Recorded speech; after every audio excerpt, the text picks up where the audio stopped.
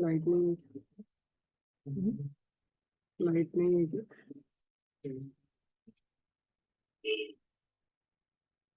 हरे कृष्णा।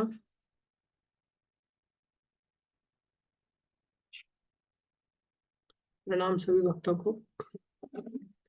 ओम ज्ञानम तिमिरन्धस्य ज्ञानञ्जन शलाकया चक्षुरुन्मीलितं येन तस्मै श्रीगुरवे नमः। गुरुवे गौरचन्द्राय राधिकाय ददालये कृष्णाय कृष्णभक्ताय तद्भक्ताय नमो नमः। हरे कृष्ण। हार्दिक अभिनंदन है, स्वागत है सभी का।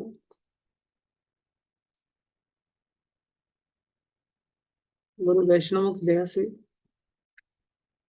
जो कुछ भी कहे कृपा करके ध्यान से सुनिए।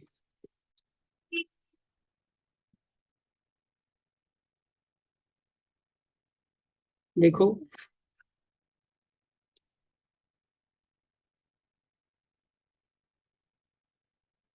यहाँ पर विशेष रूप से 14वें अध्याय के अंतिम शीर्षक की ओर हम आगे बढ़ रहे हैं,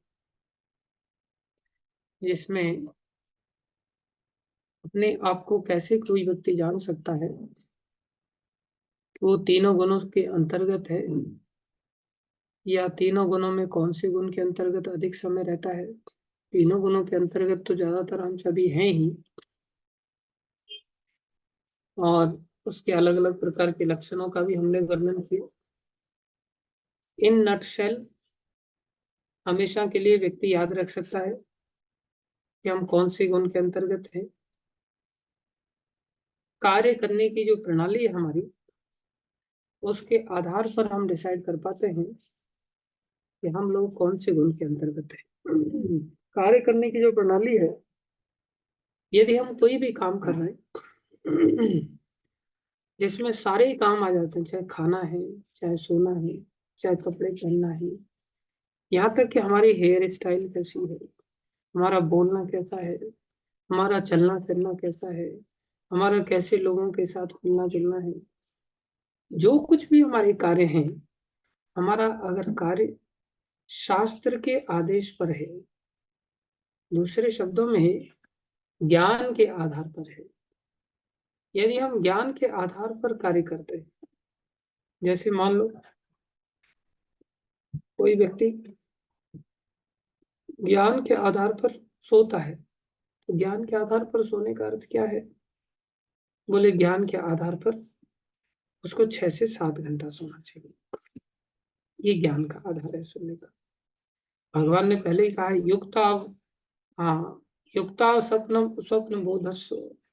बोले कोई व्यक्ति अधिक जागता है तो बोले वो भी भक्ति के योग्य नहीं होता, और कोई व्यक्ति कम जागता है तो बोले वो भी भक्ति के योग्य नहीं होता। अधिक सोने वाला भी भक्ति के योग्य नहीं है, और अधिक जागने वाला भी भक्ति के योग्य नहीं। उसको समय के अनुसार जागना चाहिए, समय के अनुसार सोना चाहिए।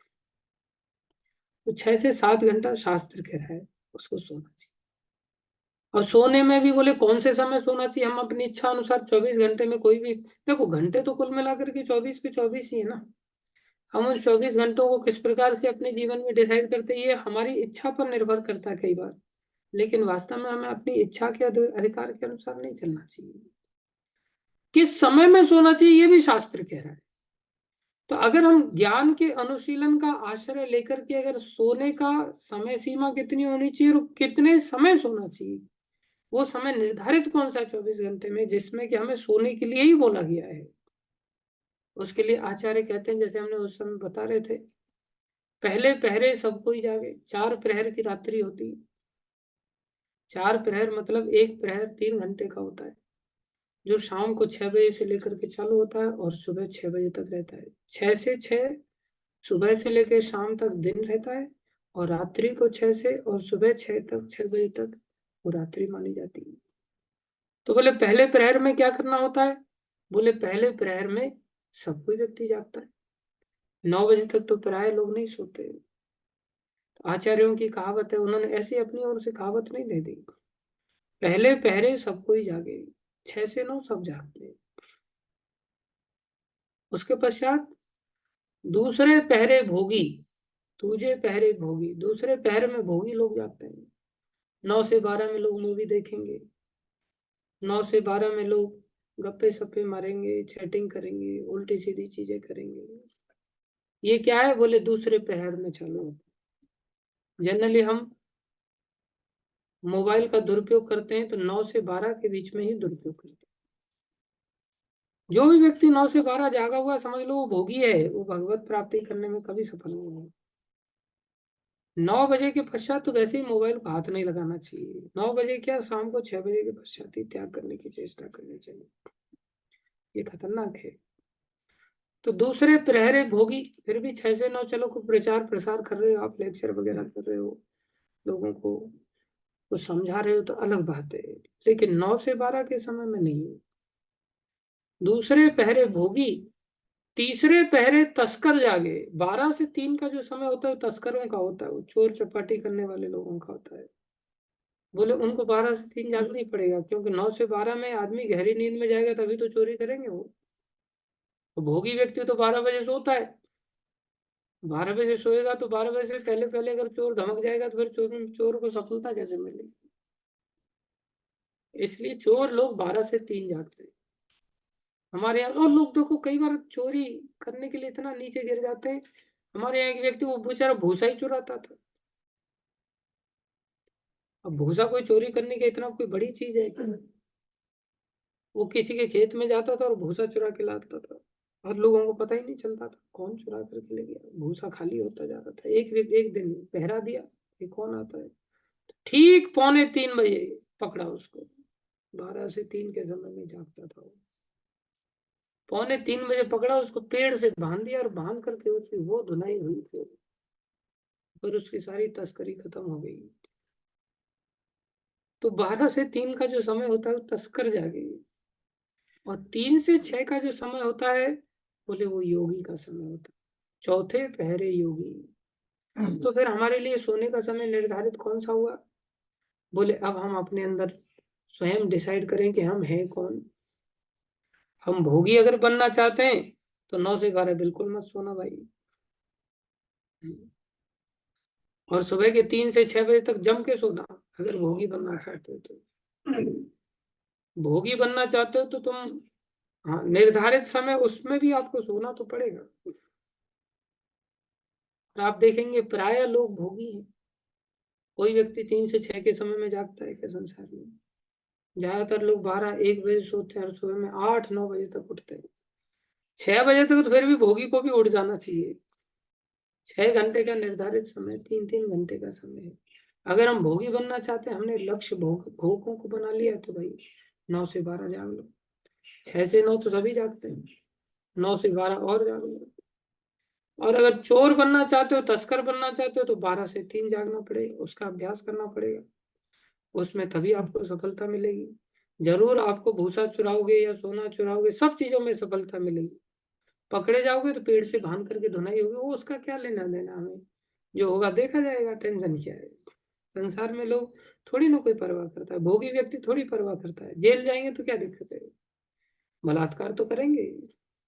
तो व्यक्ति को जो उल्टे सीधे काम करना है, भोगों में जाना है, उसको थोड़ी ना परवाह करनी पड़ती। वैसे किसी भी क्षेत्र में आदमी तभी बढ़ सकता है जब वो परवाह नहीं करता भविष्य में कि भविष्य में क्या होगा। भक्ति भी व्यक्ति वही कर सकता है जो इस सिद्धांत के साथ चल पड़ता है, जो होगा सो देखा जाएगा। लगन हरिसों लगा बैठे, जो होगा देखा जाएगा। बोले घर वाले निकाल देंगे, बोले कोई बात नहीं। कभी दुनिया से डरते थे कि दुनिया छोड़ देवेगी, आज खुद दूर जा बैठे, जो होगा देखा जाएगा। दुनिया से आदमी डरता था, बीवी क्या कहेगी, बच्चे क्या कहेंगे, समाज क्या कहेगा, माँ क्या कहेगी, बाप क्या कहेगा। डर डर करके आदमी सोचता है। नहीं, भक्ति मार्ग में तो खुद ही आदमी दूर चला जाता है, फिर चिंता नहीं करता। जो होगा देखा जाएगा। अब चोर को अगर ऐसा सोचना है कि भाई मेरी पिटाई लग गई, तो बोले फिर वो चोरी भी नहीं कर सकता। चोर को भी ऐसा समझना पड़ेगा, जो होगा देखा जाएगा। पेड़ से पीटा जाएगा या नरक में उसको ला करके पेट काटा जाएगा उसका। कैंची से पेट काटा जाता है नरक में जाकर के। लेकिन वो अगर सोच लेगा पहले, तो फिर चोरी कैसे कर पाएगा। ऐसे ही भोगी व्यक्ति को भी अलग अलग परिणाम भोगने पड़े। कोई दारू पी रहा है तो उसको पिघले हुए लोहे को पिलाना पड़ेगा, पीना पड़ेगा नरक में जाकर के। वो सोचे अरे रे मैं दारू छोड़ दूंगा, छोड़ दोगे फिर कैसे भोगी बनोगे तुम। परवाह मत करो आगे चल करके क्या होगा, जो होगा देखा जाएगा। अगर तुम मूर्ख हो तो फिर मूर्खता जैसा व्यवहार करते हुए आगे बढ़ो, जो होगा देखा जाएगा। टेंशन क्या लेना, पेड़ से पिट लेंगे, क्या है, अकल तब आएगी तो आएगी। इच्छा हमारी, हम क्या करना चाहते हैं। तो तीनों गुणों का प्रभाव हमारे ऊपर है। अगर हम सतोगुणी हैं तो हम सुबह में जाग जाएंगे और 9 से 3 बजे तक सो जाएंगे, किसी भी हालत में सो जाएंगे। 6 घंटे हमें किसी भी हालत में सोने के लिए व्यतीत करना चाहिए। 7 घंटा भी दिया गया है, 6 से 7 घंटा। 1 घंटा दिन में सो लो, है कि नहीं, क्या जाता है। सूरदास जी थे, वो आंखों के अंधे थे, कुसुम सरोवर पर रहते थे। रोज सुबह मंगल आरती में, कुसुम सरोवर नहीं, चंद्र सरोवर पर रहते थे। हाँ, कौन सा गांव है, पारसोली, परासोली, परासोली में रहते थे। और वहां से अंधे होकर के श्रीनाथ जी के मंदिर में पैदल जाते थे, मंगल आरती पहुंच जाते थे, कभी लेट नहीं होते थे। और मंगल आरती से लेकर के 12 बजे तक, दोपहर में जब भगवान को राजभोग होता था, जिसमें कि सुबह का श्रृंगार आरती भी आता था, और उसके पश्चात फिर भगवान के भोग वगैरह लग करके दर्शन खुलते थे। उस समय से लेकर के 12 बजे तक भगवान को पदगान सुनाते थे, भगवान के सामने कीर्तन करते थे। हम लोगों को तो ऐसा लगता है हमारे पास तो काम ही कुछ नहीं, बोले क्या करें, सेवा ही कुछ नहीं।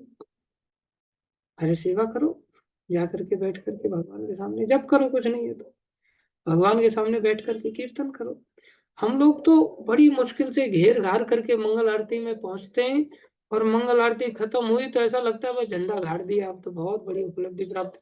भागो बोले घर में, जैसे बैल भागता है ना किसान का खेत में से, ऐसे घर पे भागते फिर और मंगल आरती कर लिया, बहुत बड़ा तीर मार लिया।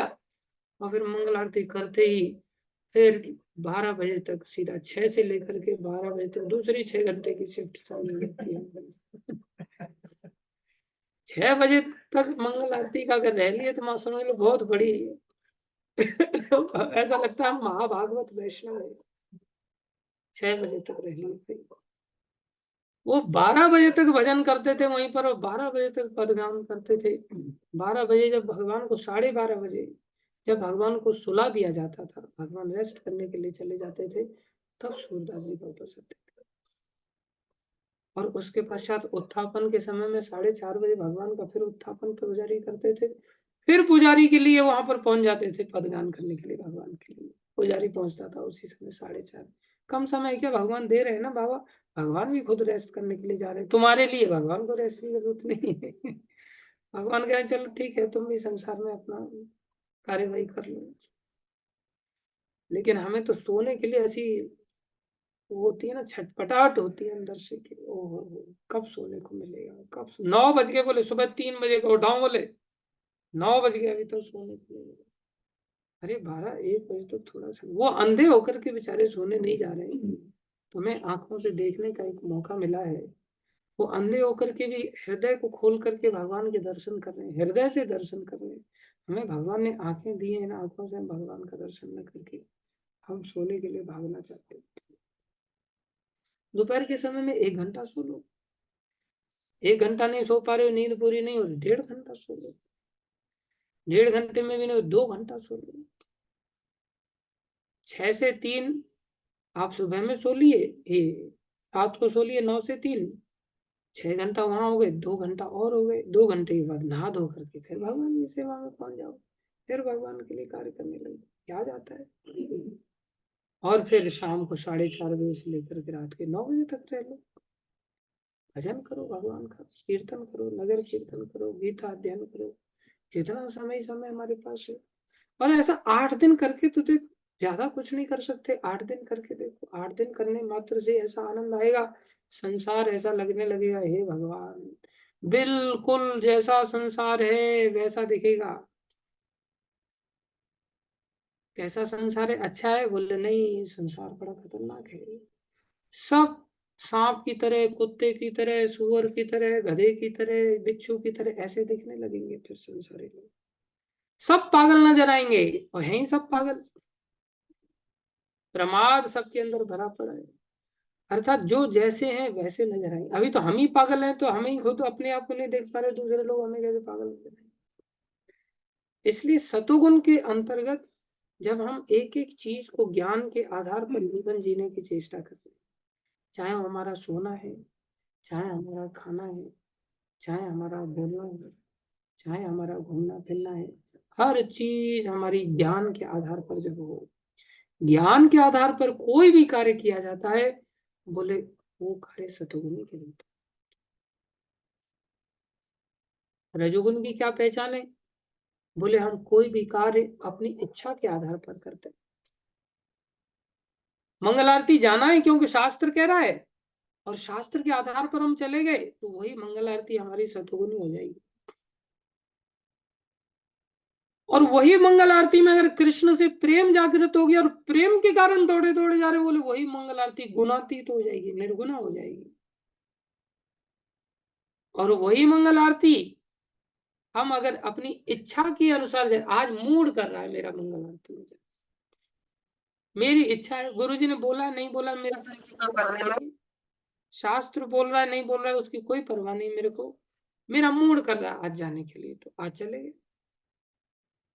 इच्छा के अनुसार मंगल आरती किया, तो हमारी इच्छा जब आधार बन जाती है, तो बोले इच्छा आधार है, हमारी सकाम इच्छा है, हमारा मन का मूड है, आज कर गया, कल हो सकता है इच्छा ये भी हो जाए कि मेरी मंगल आरती की इच्छा नहीं।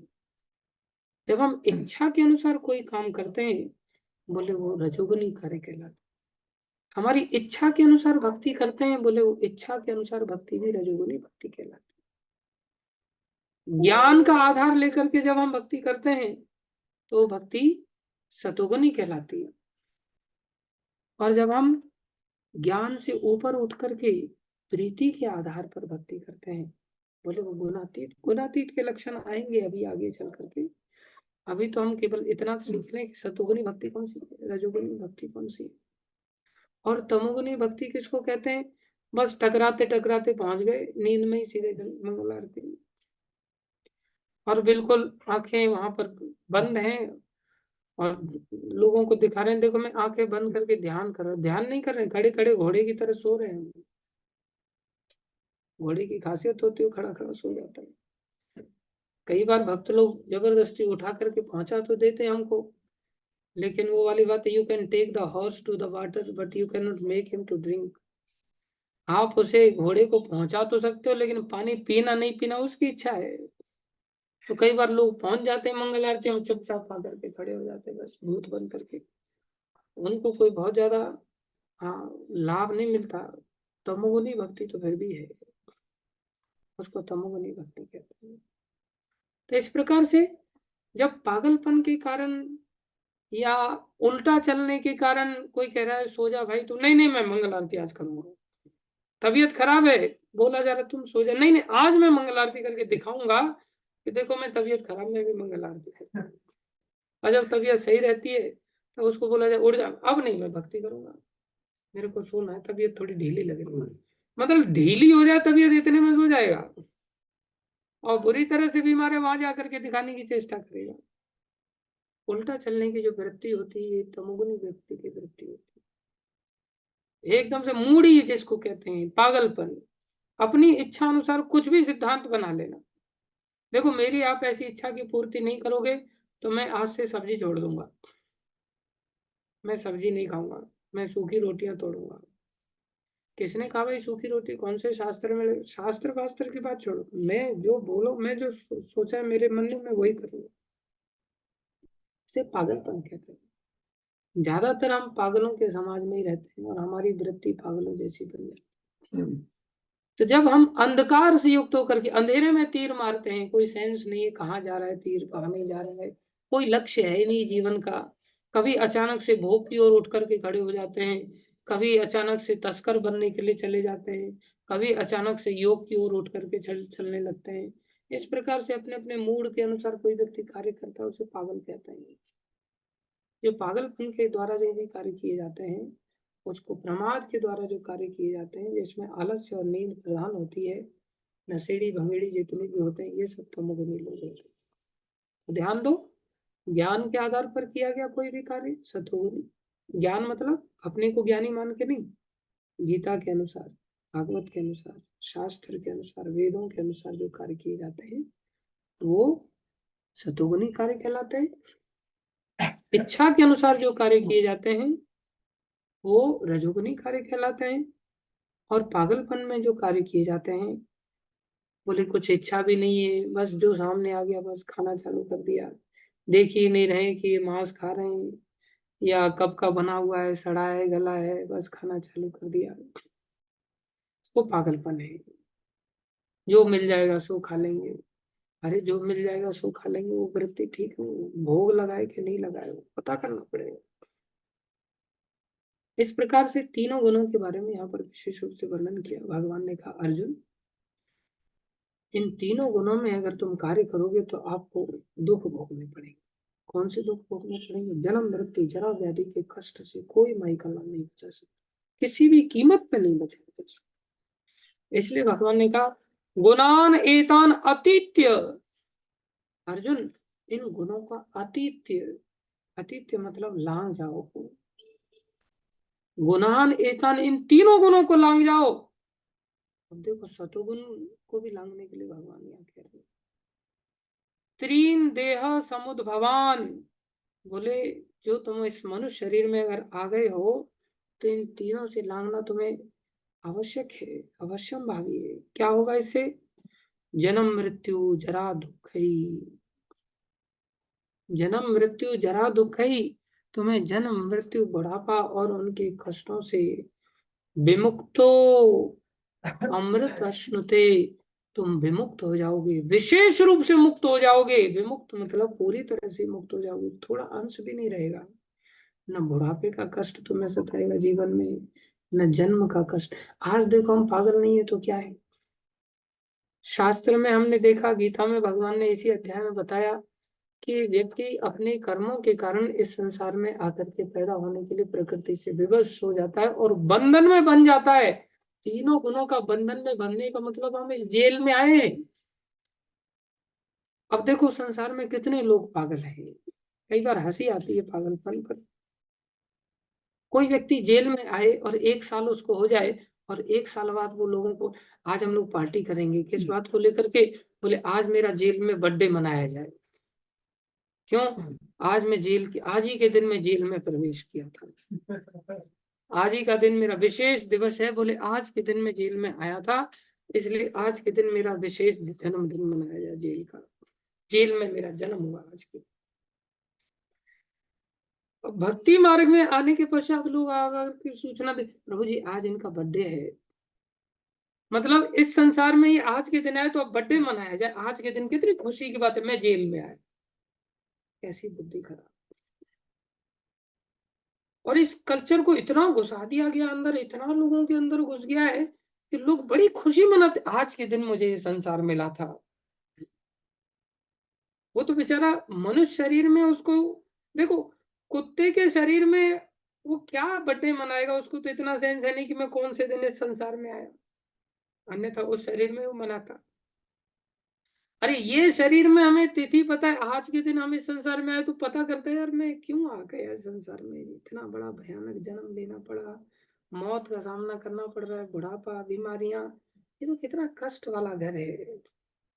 मनुष्य शरीर पा करके कुत्ता बनाए चलो अलग बात है, उसको बेचारे को सेंस नहीं है, लेकिन हम मनुष्य शरीर पा करके जन्मदिन मना, अरे जन्मदिन नहीं जन्माष्टमी दिन मनाना चाहिए, भगवान की आविर्भाव तिथियां मनानी चाहिए, वैष्णवों की आविर्भाव तिथि में, आज के दिन ही ये वैष्णव अवतार लिए थे, आज के दिन ही इन्होंने आकर के संसार के कितने जीवों का उद्धार किया, धन्य है ऐसे वैष्णव।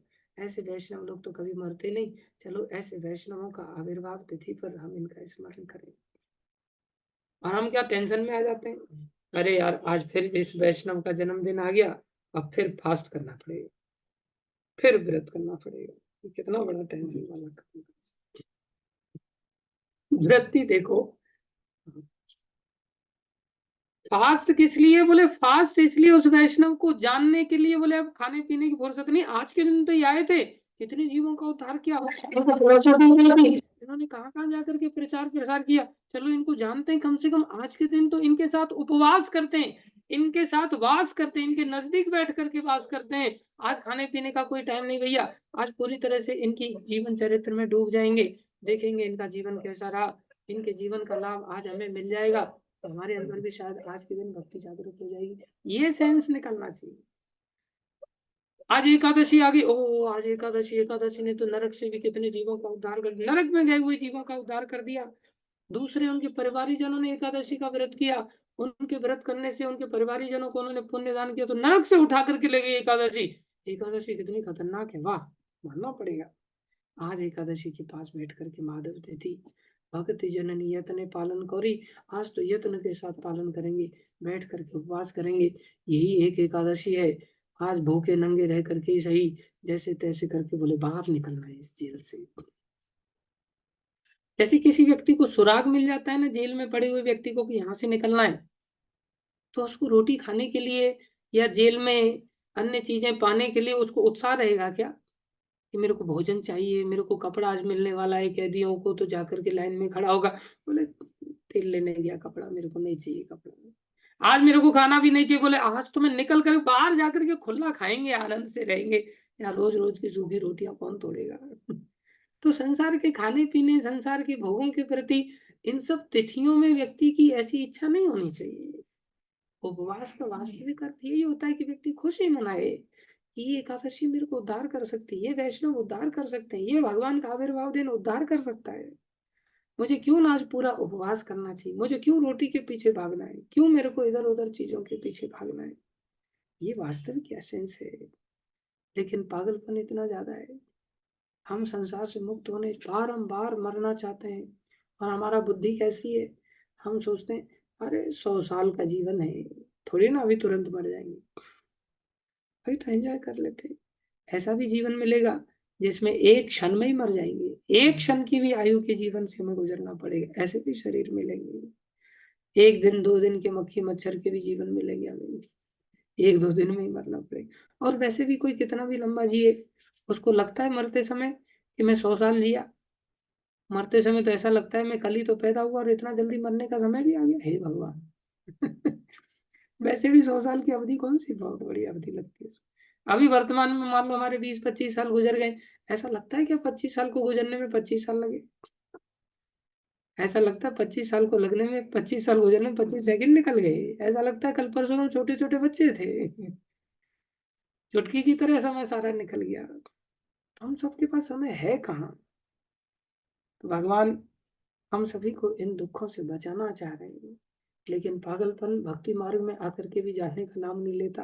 भक्ति में आज मेरा बर्थडे है ये याद रहता है, मेरा बर्थडे है, किस वैष्णव का बर्थडे है, किस वैष्णव को, उसके लिए किताब ढूंढनी पड़ती है, तिथियां याद नहीं।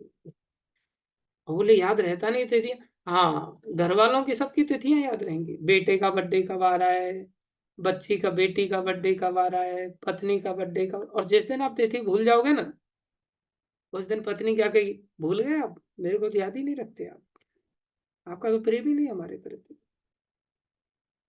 और भगवान के प्रति हमारा कितना प्रेम छलक रहा है, पता चलता है जैसे भगवान की सारी तिथियां हमें याद है, हमें कोई तिथि याद नहीं। चलो कम से कम अगर इंग्लिश कैलेंडर में अगर डेट चेंज हो जाती है तो कम से कम ये तो पता होना चाहिए कि भाद्र मास की अष्टमी को भगवान का ये जन्म हुआ था। बहुत सारे लोगों को पूछो भगवान राम का जन्म कब हुआ था, बोले जिस दिन नाम मनाएंगे उस दिन राम जी का जन्म हुआ था। कौन से दिन मनाया जाता है, तिथि तो याद रखो, कम से कम डेट चेंज हो जाती है तो तिथियां तो याद होनी चाहिए हमको। लेकिन हमारा प्रेम भगवान के प्रति है कहाँ जो हमें तिथि याद रहेगी, हमें तो कुछ प्रेम है। इसलिए तिथियों के अनुसार हमें होना चाहिए। जैसे हम उन तिथियों की महत्व को जाने, उन तिथियों के अनुसार उस प्रकार से कार्य कर सके, ये ज्ञान का अनुशीलन वाला व्यक्ति ही कर सकता है। रजोगुनी तो अपनी इच्छा के अनुसार, उसका तो इच्छा ही उसको लेकर के चला रही है, उसके भोग उसको चला रहे हैं, उसका पागलपन उसको चला रहा है। इन सब चीजों से अगर हमें मुक्त होना है, जन्म मृत्यु जरा व्याधि के चक्र से, तो भगवान कह रहे हैं अर्जुन गुणान एतान अतीत्य, अतीत्य मतलब इसको अतीत बना दो, पीछे छोड़ दो। अतीत मतलब जो पीछे छूट गया, लांग जाओ इसको, दूर कर चले जाओ इससे, अतीत में इसको ले जाओ। गुणान एतान अतीत्य त्रीन देही देह समुद्भवान। बोले देही व्यक्ति को, जो देह के अंदर है, उसको क्या करना चाहिए, इससे क्या होगा अगर ऐसा करेगा तो जन्म मृत्यु जरा विमुक्तो अमृत अश्नुते, विमुक्त हो जाएगा और अमृतत्व को प्राप्त करेगा। कब प्राप्त करेगा, अश्नुते बहुत जल्दी। आगे भगवान कह रहे हैं, अर्जुन ने प्रश्न किया प्रभु तीन गुणों को पार करने वाले व्यक्ति के लक्षण कैसे होते, किम आचारा कथम चेतान त्रीन गुणान निवर्त अतिवर्तते। जो अतिवर्तते, अतिवर्तते वर्तन मतलब लांग जाना, अतिवर्तते मतलब पूरी तरह से लांग गया है। जो पूरी तरह से लांग गया उसके लक्षण कैसे होते हैं। कोई व्यक्ति ऐसा मन में पागलों की तरह, पागल तो है ही ना, कुछ भी सोचते रहते हैं, पागलों की तरह मन में बिठा करके बैठ जाए मैं तो गुणातीत आदमी हूँ भाई, मैं तो निर्गुण हो गया, गुण से बिल्कुल परे हो गया। और कई बार क्या होता है ना, हमारे फॉलोअर बहुत जल्दी लग जाते हैं यूट्यूब के जमाने में,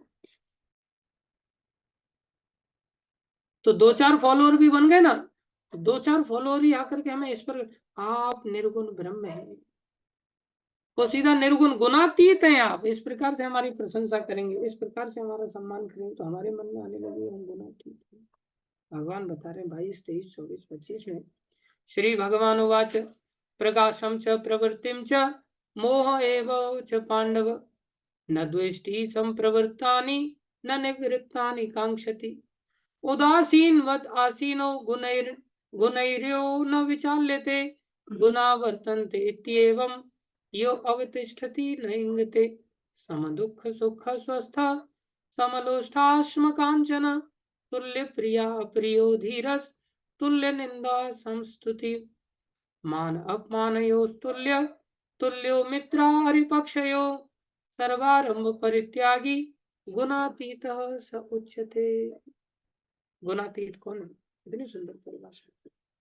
हे पांडुपुत्र, जो प्रकाश, आसक्ति तथा मोह के उपस्थित होने पर न तो उनसे घृणा करता है, न लुप्त हो जाने पर उनकी इच्छा करता है। देखो तीन गुण हमने बताए, रजोगुण, तमोगुण, सतोगुण। सतोगुण का लक्षण क्या था, ज्ञान रूपी प्रकाश, सतोगुण में प्रकाश, रजोगुण में आसक्ति, क्योंकि रजोगुण में इच्छाएं थी, इच्छाओं से हम आसक्त रहते हैं तो इच्छा के अनुसार काम करते हैं। और तमोगुण का प्रधान लक्षण मोह था, अंधेरे में हम मोहित हो जाते हैं, भ्रमित हो जाते हैं। तो भगवान क्या कह रहे हैं, जो प्रकाश अर्थात शास्त्र से भी ऊपर उठ गया, वो ध्यान देने वाले, शास्त्र से भी ऊपर। एक किताब है क्या करें क्या ना करें, शास्त्र की बातें उसमें है, जो प्रकाश की ओर ले जाती है। कई तरह की किताब है, एक किताब है एक आचार्य की, उसमें उसका शीर्षक है क्यों, केवल क्यों, उसका नाम ही है किताब का क्यों, पढ़ते चले जाओ आप। एक किताब है, हाँ, गृहस्थ जीवन की आचार संहिता, गृहस्थ जीवन कैसे जिया जाए, प्रकाश के लिए है। ऐसे बहुत सारी किताबें आपको मिलेंगी जिसमें कुछ विधि बताई गई है, कुछ निषेध बताए गए हैं, ये करना है, ये नहीं करना है। इसको जो जान जाता है वो नहीं करने में बचा लेता है, और करने में लगा देता है, उसको प्रकाश कहते हैं। मान लो टॉर्च है, सामने गड्ढा दिख रहा है तो जाएगा क्या उसमें, टॉर्च से प्रकाश हो गया, पता चल रहा है कि गड्ढा है तो क्यों जाएगा, और सामने दिख रहा है कि हाँ इधर मकान का दरवाजा, तो उधर जाएगा। ऐसा नहीं कि रात हो गई और ओस में खड़ा है, ठंडी में खड़ा है, अरे दरवाजा टॉर्च से दिखाई दे रहा तो अंदर जाकर के रहो ना फिर आराम से घर में। तो ये क्या है, बोले ये प्रकाश है, ध्यान दो।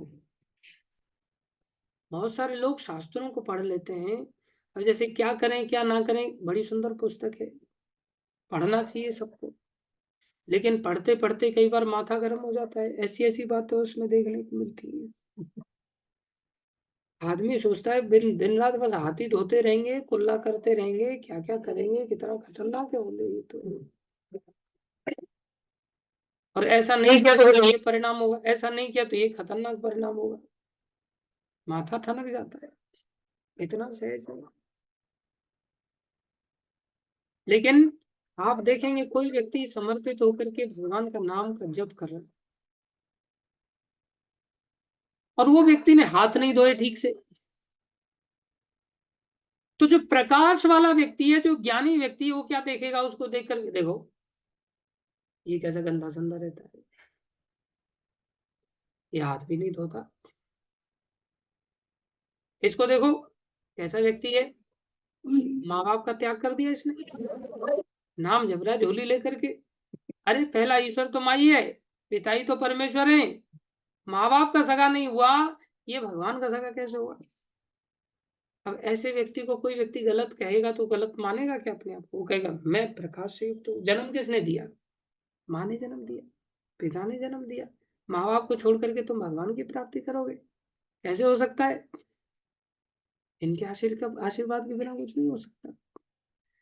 देखो भगवान राम को भी माँ की आज्ञा माननी पड़ी थी, पिता की आज्ञा माननी पड़ी थी, भगवान ने मानी, तो भगवान से भी बढ़कर हो गए।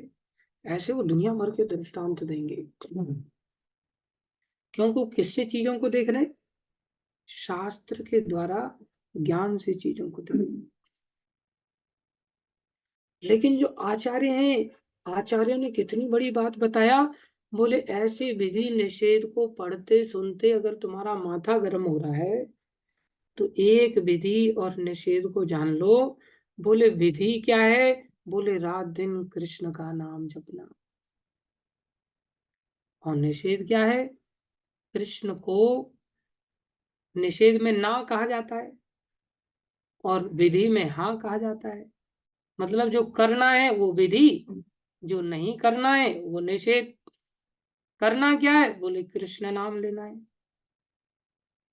क्या नहीं करना है, बोले कृष्ण नाम लेना नहीं छोड़ना है। बताओ क्या नहीं करना है, कृष्ण नाम लेना नहीं छोड़ना है, और क्या करना है, बोले कृष्ण नाम लेना है। अब बताओ विधि और निषेध में कोई अंतर रहा। क्या नहीं करना, बोले कृष्ण को नहीं भूलना है, और क्या करना है, बोले कृष्ण को याद रखना है। अर्थात क्या करना है, बोले कृष्ण की सेवा करनी है, और क्या नहीं करना है, बोले कृष्ण सेवा के अतिरिक्त तो कुछ नहीं करना है। बोले ये क्या है, बोले हो गया विधि निषेध, सारी किताबें पढ़ के हो गई, अब सब टेंशन से फ्री। लेकिन जो भक्त होगा इस रहस्य को जानेगा, जो भक्त नहीं होगा वो प्रकाश से अटैच होगा। प्रकाश मतलब ज्ञान, सतोगुनी है ना, वो क्या कहे, सास ससुर को कैसे छोड़ दें प्रभु जी, ये भी तो बेचारे बूढ़े हैं ना, इनको कैसे छोड़ दें। चैतन्य महाप्रभु ने अपनी बूढ़ी माँ को त्याग दिया था, जबकि उनका कोई नहीं था, जगन्नाथ मिश्र चले गए थे पहले ही, कोई इनकम का सोर्स भी नहीं था, बूढ़ी माता को छोड़ करके भगवान चले गए। अरे अपनी जवान पत्नी को छोड़ करके, विष्णु प्रिय माता को छोड़ करके चले गए, पीछे मुड़ करके भगवान ने आदर्श रखा। बोले ये वाले विधि निषेध के लिए जो गुणातीत अवस्था है, इसमें तो किसी से भी आसक्त हमें होना नहीं चाहिए। शास्त्र खोल करके भी भाषण मत दो बहुत ज्यादा। लेकिन कुछ लोगों को बोलने की इतनी आदत होती है ना, दो चार लाइनें पढ़ करके वो शास्त्र का इतना ज्ञान बखानते हैं और दिखाते हैं, नहीं नहीं प्रभु जी आप गलत कह रहे हैं, ऐसा कैसे कर सकते हैं, ऐसी माला से क्या लाभ। उधर बूढ़ी अम्मा बेचारी रोटी के लिए तरस रही है, अरे तुम माला जपो, कल चल करके बूढ़ी अम्मा दूसरे शरीर में चली जाएगी, वहां भी रोटी के लिए कुतिया बन करके जीव निकाल करके बैठी रही हो, कोई टुकड़ा डाल नहीं रहा है, हो सकता हमारे सामने ही बैठी हो हमारी दादी, और हम आराम से गटके जा रहे हैं पराठे, क्योंकि हमारे हिस्से में ही दो आए बस, हम सोच रहे हैं हिस्से में कहाँ से फिर कुछ चाहिए। उस समय भी तो तरस रही हो। अरे सब अपने कर्मानुसार जीवन जीते हैं। तुलसीदास जी को एक प्रकार से हाँ, छोड़ दिया था। उनको अन्नपूर्णा माता ने खिलाया था करके, माता पार्वती आकर के खीर खिला के जाती थी, क्योंकि राम बोला, माता उनकी गुजर गई थी, पिताजी थे नहीं, कोई था नहीं उनका रखवाला। अरे भगवान सबके रखवाले हैं, भक्ति तो सबसे बड़ी चीज है। इसलिए भगवान कह रहे हैं, हे पांडु पुत्र, जो प्रकाश प्रकाश से भी आसक्ति नहीं रखता, देखो कैसी विचित्र बात है। और फिर ये आसक्ति तो संसार की मोह माया, और फिर मोह और नीचे पागलपन के उपस्थित होने पर ना तो उनसे घृणा करता है। ये नहीं कि किसी को प्रकाश से आसक्त वाला व्यक्ति देखेगा तो उसको सीधा थप्पड़ लगाने लग जाएगा, वो बोले तू फालतू की बात कर, चल भाग यहां से, नहीं, घृणा नहीं करेगा, उसको सुनेगा प्यार से, हंसता रहेगा, अंदर से समझेगा इसे घृणा क्या करना, उस पर दया करने की चेष्टा करेगा। न तो घृणा करता है, घृणा मतलब ऐसा त्याग नहीं करेगा कि घृणा पूर्वक त्याग हो जाए, डंडा लेकर के सबको मार करके बाहर नहीं भगा देगा घर से, अंदर से घृणा नहीं करे, और ना ही लुप्त हो जाता है, इतना उसमें लीन भी नहीं होता। इसको कहते उत आसीन वत आसीनो, तीसरी लाइन में भगवान कह रहे उत आसीन, उत माने ऊपर, आसीन मतलब बैठ गया, आसीन वत आसीन, ऊपर बैठे हुए की तरह बैठ करके दिखाता है, वो स्थित हो गया, वो ऊपर बैठ करके अब सब चीजों को दृष्टा बन करके आराम से देख रहा है। और जो बेचारे तड़फ रहे हैं उन पर दया करके बोले ऐसे मत तड़फो, इधर आ जाओ, उनको रास्ता दिखाता है। तो यहाँ भगवान बता रहे हैं, बोले न तो घृणा करता है, न लुप्त हो जाने पर उनकी इच्छा करता है। अर्थात कोई चीज हमारे जीवन से चली गई तो हम उसकी इच्छा कब करेंगे, जब हम उसकी आसक्ति करेंगे, उससे प्रेम करेंगे। तो भगवान कह रहे हैं न तो वो घृणा करता है, ना ही वो प्रेम करता है, न उसका प्रकाश से प्रेम है, न उसका आसक्ति से प्रेम और घृणा है, ना ही उसका मोह से प्रेम और घृणा है। वो इनसे ऊपर उठता है। जो भौतिक गुणों की, ये भौतिक गुणों की प्रक्रिया हमने पहले ही बता दिया आपको। सतोगुण का लक्षण प्रकाश, रजोगुण का लक्षण आसक्ति, और तमोगुण का लक्षण मोह। जो भौतिक गुणों की इन समस्त प्रक्रियाओं से निश्चल तथा अविचलित रहता है, निश्चल रहता है मतलब वो गड़ गया अपनी जगह पर, अब वो हिलने वाला नहीं है, कोई माई का लाल उसको हिला नहीं सकता। यह जानकर कि केवल गुण ही क्रियाशील है, उदासीन तथा दिव्य बना रहता, दिव्य ऊपर ऊपर उठ जाता है। जो अपने आप में स्थित है और सुख तथा दुख को एक समान मानता है, वो जानता है कि ये दुख सुख तो आएंगे। इसका अर्थ ये नहीं कि वो उसको पहचान नहीं होती कि सुख क्या है और दुख क्या है, पहचानता है वो, भाई ये चीज दुख है, ये चीज सुख है, लेकिन वो जानता है मेरे कर्मों के किए हुए ये आ रहे हैं तो सुख को लेकर के भी फूलता नहीं है और दुख को लेकर के रोता नहीं है। अब कोई सोचे कि उसके जीवन में दुख सुख आते नहीं, आते हैं, क्यों नहीं आते, लेकिन एकदम से ढोल नगाड़े बजाने नहीं लग जाता, आज खुशी का दिन है बोले, आज मेरे यार की शादी है, नहीं। आज बोले बड़े दुख का दिन है, बोले आज मेरा यार मर गया, अरे यार मरे या यार की शादी हो, क्या फर्क पड़ता है। भक्त निश्चल बना रहता है, एक समान मानता है, जो मिट्टी के ढेले पत्थर एवं स्वर्ण के टुकड़े को एक समान दृष्टि से देखता है। रांका बांका की गुरु महाराज कई बार कथा सुनाए, आप सबने सुनी होगी। वो मिट्टी और लकड़ी, पत्थर या स्वर्ण के टुकड़े को एक समान दृष्टि से देखता है। हम लोग कैसा सोचते, नहीं मिट्टी का मकान नहीं, बढ़िया पत्थर का मकान देखते बनाते, पत्थर का ही मकान नहीं, बोले नहीं सोने का मकान बन जाए तो कितना बढ़िया होगा। ये रावण मेंटेलिटी है। और बढ़िया से बढ़िया मकान दुकान में ही हम अपना खोपड़ी लगा दे, ये ठीक नहीं, ये ठीक है, ये ठीक नहीं, ये ठीक है, ये ठीक नहीं, ये ठीक है। भक्त क्या सोचता है, ठीक है यार, सोना भी क्या है, उसमें भी रहना है, मिट्टी भी क्या उसमें भी रहना है, क्या फर्क पड़ता है। वो इन सब चीजों को समान मानता है, और उसकी स्थिति कैसी होती है, जो अनुकूल तथा प्रतिकूल के प्रति समान बना रहता है। अनुकूल प्रतिकूल आएगा जीवन में, लेकिन अनुकूल को लेकर के ऐसा नहीं, अरे अब भक्ति कर लेते हैं, क्योंकि आज थोड़ा सा अनुकूल अवस्था लग रही है, और प्रतिकूल अवस्था आ गई तो बोले नहीं, मेरे को गाली दे दी, वहां पर गाली दे दी, मेरे को डांटा फटकारा क्लास में, मेरे ऊपर ही क्लास हो गई पूरी पूरी। बोले अब प्रतिकूल अवस्था हो गई, अब मंदिर में नहीं जाएंगे क्लास में। अनुकूल मतलब हमारे मन के अनुसार इच्छा कर रही थी, हमें माला पहनने को मिल जाए, बड़ा स्वागत सत्कार हो गया मंदिर में, पूरा माला पहनने को मिल गया। और मिठाई पिछले हफ्ते खत्म हो गई थी भंडारे में, मेरे को देते थे, आज तो पूरा डब्बा ही पकड़ा दिया मेरे, और डब्बा पकड़ा दिया तो दौड़ दौड़ के जाता है, और किसी दूसरे को डब्बा पकड़ा दिया उसके सामने, उसको पूछा तक नहीं, प्रतिकूल अवस्था हो गई।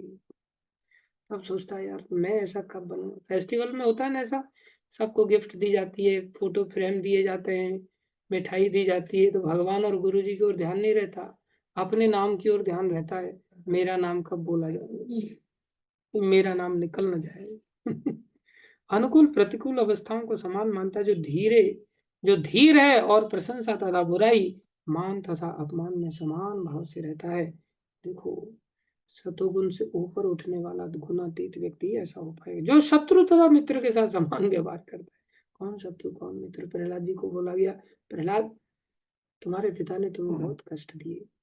प्रहलाद महाराज कहते कौन किसको कष्ट देता है, मेरे पिताजी ने थोड़ी मेरे को कष्ट दी, मेरे ही कर्म थे जिसके चलते मेरे को कष्ट मिल रहे थे, और आपने दया करके उसको तो बहुत छोटे में ही आपने दंडित किया, वो भी दंडित भी कहाँ किया, आपके नाम के प्रताप से मैंने उसको भी जीत लिया।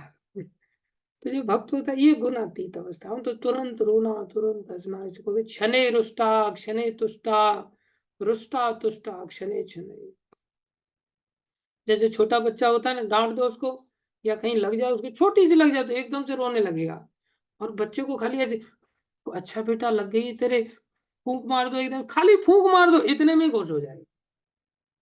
हमारी स्थिति कैसी, एक शब्द थोड़ा सा अगर क्लास में अगर निकाल दिया ना और उसको अगर स्ट्राइक कर गया, बस एकदम भन भन भन भन भन भन बनाने लगी, और तुरंत आपने फोन करके पैसिफाई कर, तेरे लिए थोड़ी बोल रहा था मैं, एकदम से अच्छा मेरे लिए नहीं था तो ठीक है, फिर एकदम से नहीं, आपने नाम नहीं लिया किसी का, नाम तो फिर जब नाम लिया ही नहीं किसी का तो तूने तेरे ऊपर कैसे ले लिया इस बात को।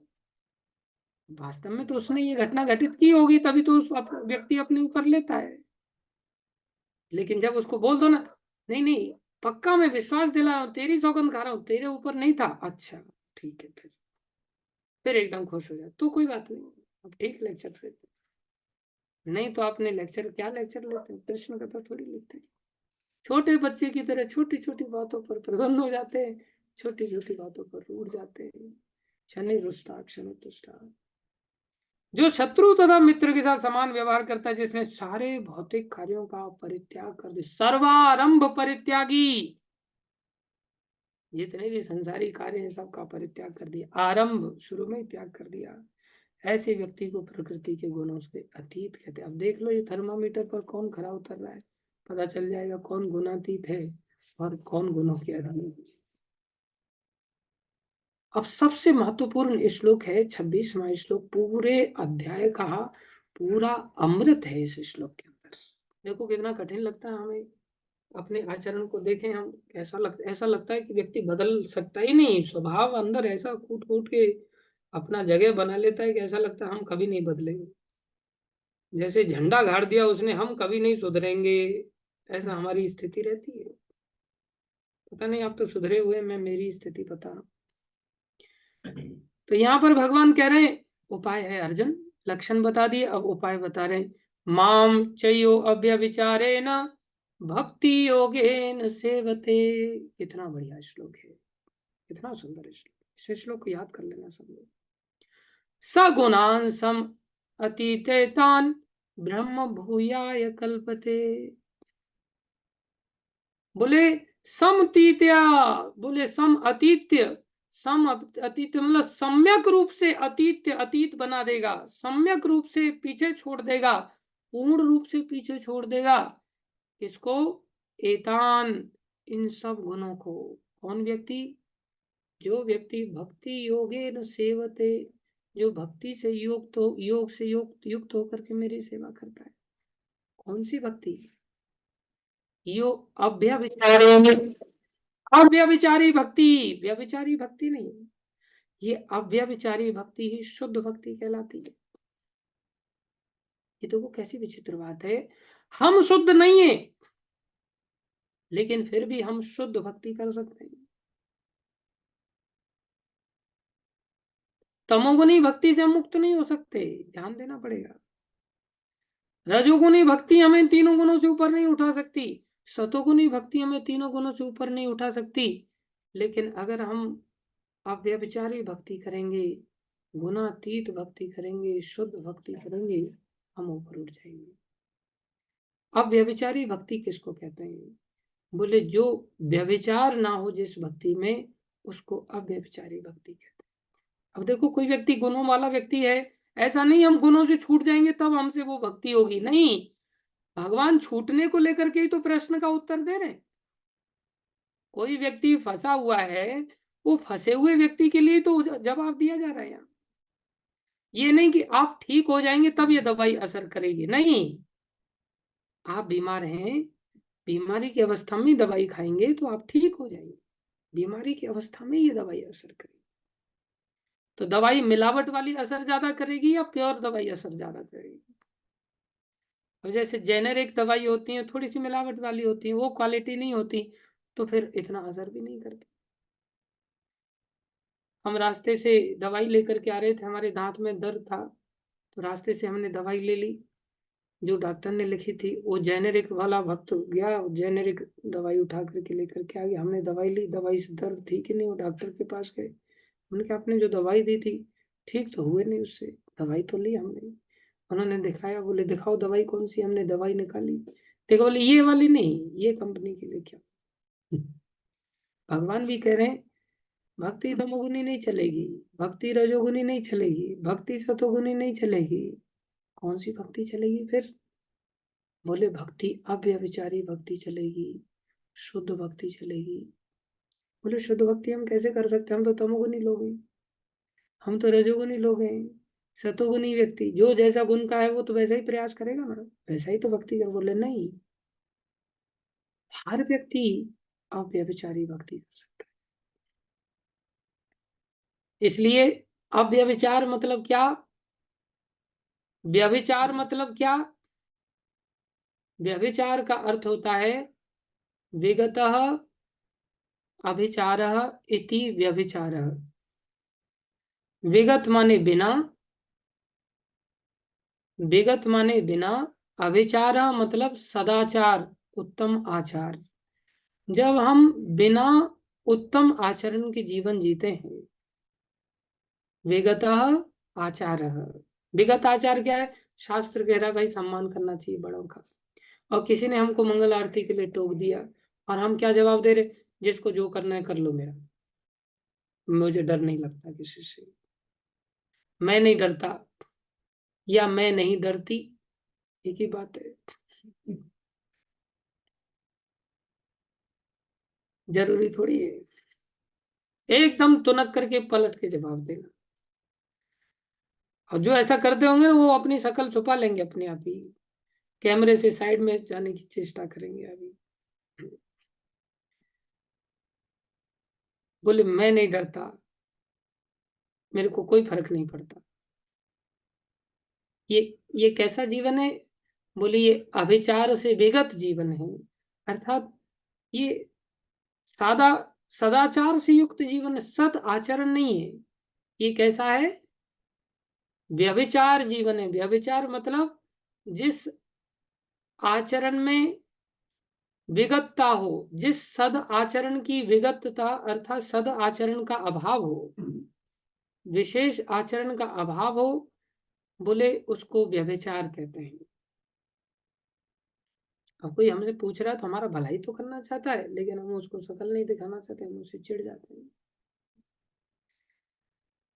तो इसे व्यभिचार कहते हैं। अब व्यभिचार किसको कहते हैं? शास्त्र में गोपियों को भी व्यभिचारी कहा गया है, लेकिन गोपियों का व्यभिचार कैसा था? वहां विगत अभिचार शब्द नहीं काम करेगा, वहां शब्द लगेगा विशेष अभिचार इति व्यभिचार, अर्थात जिनका अविचार मतलब आचरण सदाचरण उत्तम स्तर पर है, इसलिए बोले विशेष आचरण है, विशेष अविचार है, इसलिए उसको विशेष अविचार के रूप में, वहां व्यभिचार गोपियों के लिए अलग है और हम लोगों के लिए व्यभिचार अलग है। अगर कोई सती स्त्री अपने सती धर्म को छोड़ करके अन्य पतियों को भजती है, बोले वो कैसा जीवन है, बोले व्यभिचारी जीवन। अव्यभिचारी जीवन मतलब अनन्य भक्ति, मतलब एकांतिक भक्ति, मतलब केवला भक्ति, मतलब शुद्ध भक्ति। इसलिए भगवान यहाँ कह रहे हैं अगर कोई अव्यभिचारी भक्ति करे, अव्यभिचारी भक्ति के दो लक्षण होते हैं, इनको हम कल के दिन बताएंगे। ये बहुत विशेष लक्षण है, इनको जब हम जान लेंगे तो हम शुद्ध भक्ति तमोगुनी होते हुए भी कर पाएंगे, रजोगुनी होते हुए भी कर पाएंगे, सतोगुनी होते हुए भी कर पाएंगे। इसलिए भगवान ने यहाँ बताया माम चयो अव्यभिचारिणी, यो मतलब कोई भी, सबके लिए। यहाँ भगवान ने ये नहीं कहा सतोगुनी व्यक्ति के लिए, ये रजोगुनी व्यक्ति के लिए नहीं, तो भगवान खोलते इस बात को। कौन व्यक्ति लांग सकता, बोले सब लांग सकते हैं इसके द्वारा। अव्यभिचारिण अव्यभिचारी किससे, भक्ति योगेन सेवते, भक्ति योग का सेवन करने से। सगुणान, ये अर्जुन मैंने 3 गुण जो बताए, सम एति त्यान, सम एति त्यान मतलब पूरी तरह से अतीत बना दोगे, ब्रह्म भूयाय कल्पते, और तुम ब्रह्म पद पर ऊपर उठ जाओगे, भगवान के स्तर पर आ जाओगे आप, तो भगवान बन जाओगे क्या। बोले नहीं, इस बात को कल के दिन खोलेंगे भगवान विस्तार से। आप सबका बहुत बहुत धन्यवाद, क्षमा चाहते हैं अभी थोड़ा समय ज्यादा हो गया, आपके प्रश्नों के उत्तर नहीं दे पाएंगे। आप सब प्रश्न जरूर नोट करके रखिए, एक भी प्रश्न आपका छूटना नहीं चाहिए, कल के दिन हम आपके प्रश्नों के उत्तर देंगे, ठीक है। Thank you very much. भगवान की वाणी भगवत गीता की जय, श्री प्रभुपाद की जय, श्री गुरु महाराज की जय, अनंत कोटि वैष्णव वृंद की जय।